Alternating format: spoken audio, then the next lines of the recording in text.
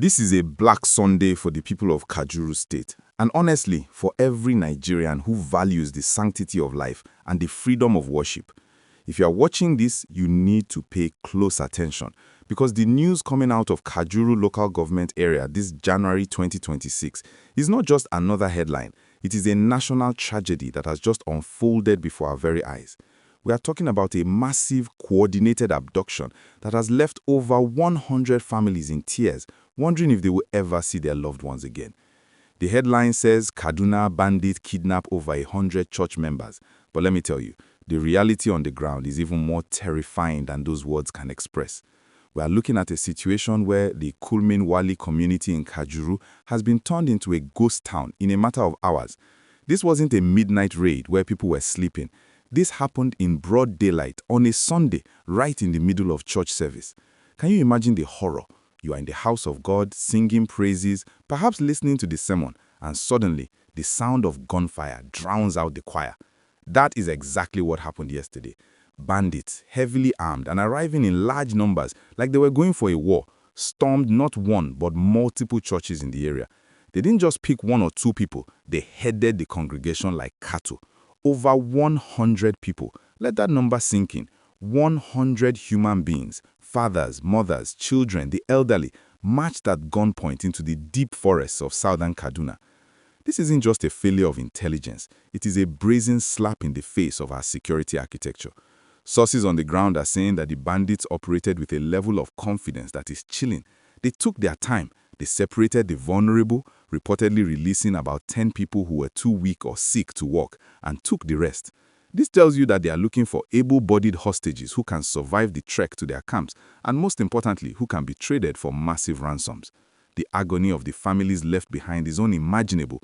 One source told reporters, "We watched them take our brothers and sisters, and there was nothing we could do." That feeling of helplessness is what is killing the spirit of the Nigerian common man today. If you are feeling the weight of this news and you want to stand in solidarity with the people of Kajuru, please hit that like button right now. It helps us raise awareness so the world knows what is happening in our backyard. And if you are new here, please subscribe and turn on that notification bell. We are following this story minute by minute, and you need to be the first to know when there's an update on these 100 innocent souls. Now, to fully understand the gravity of this Black Sunday, we have to look at the pattern. This attack in Kurmin Wali is not an isolated event. Just earlier this month, around January 3rd, we saw a deadly attack in Kachia town near the Federal University of Applied Science. In that incident, a whole family, Mr. Bitrus Dahago, his wife and son, were wiped out, killed, just like that. So when we see 100 people taken in Kajuru, we know that these bandits are escalating their campaigns. They are moving from isolated farm attacks to mass abductions in semi-urban centers and places of worship. They are sending a message that nowhere is safe. But, and this is a big but, there's another side to this story that is unfolding simultaneously, and it gives us a tiny glimmer of hope amidst the darkness. While the bandits were wreaking havoc in Kajuru, the DSS was actually scoring a significant victory in a neighboring axis. We have confirmed reports that just a couple of days ago, DSS operatives in a joint operation with other security agencies rescued 2 pastors and a church member who had been kidnapped earlier in January. We are talking about Reverend Idi Buhari and Emmanuel Jacob, who were taken in the Gwagwada area of Chikun local government. The details of this rescue operation are quite fascinating and show that our intelligence agencies can work when they want to. The DSS didn't just stumble upon them, they tracked the kidnappers into the bush in Niger State.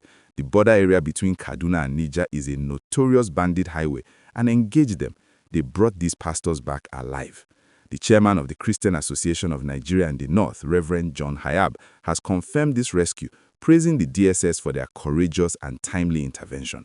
So we have a situation where the security forces are fighting back, scoring wins in Chikun, while the bandits are opening new fronts in Kajuru.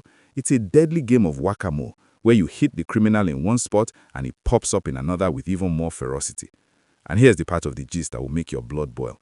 The DSS didn't just rescue the pastors, they arrested 3 suspects involved in the supply chain of violence, arms couriers. These are the people who make sure the bandits have bullets to shoot at innocent churchgoers. The confession of one suspect, a man named Kwalo, is shocking. He claimed he was paid just 50,000 naira to transport a consignment of ammunition. 50,000 naira. Can you imagine? Selling the peace of your country for less than the price of a bag of rice? He claimed he was told the sacks contained tantalite, a precious stone hidden inside millet, but we all know that ignorance is the oldest excuse in the book. These arrests revealed the network from Tegina Motor Park in Niger State through rural routes all the way to Katsina and Kaduna. It's a well-oiled machine of death, and until this supply chain is broken, the guns will keep flowing into the hands of these monsters. The geography of Kajuru is what makes this current kidnapping of 100 people so complicated. This area is full of rocky terrain and dense forests that link up with the vast ungoverned spaces of Kurmin Wali and Niger State. Once those 100 people are moved deep into that axis, rescue operations become a logistical nightmare involving aerial bombardment and ground troops. The fear now is that these bandits will use such a large number of hostages as human shields to prevent the Air Force from striking their camps. This is the dilemma facing the Tinubu administration and the security chiefs this January.